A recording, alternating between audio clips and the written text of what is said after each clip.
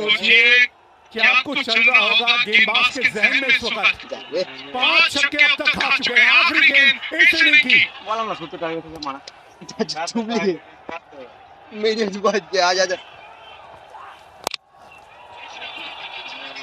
चलिए 1 रन और आया। रिकॉर्ड तो नहीं बना लेकिन क्या शानदार ओवर खटा है ये।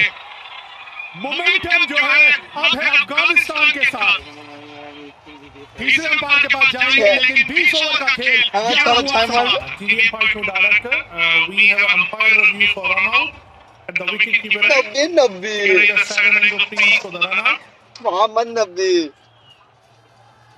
আমাদের নবী প্রাণের নবী গাড়িটা তো গোলাপ এত ঝিল চালাইছে দেখালে বললাম না 70 টার্গেট হবে বাবা কবে মরবো জানি না রে তুমি মেরেই দিবে এখনি আউট ওটা 70 target from top of the sun when batter shot of the trees. I'm ready to make my decision for the victory.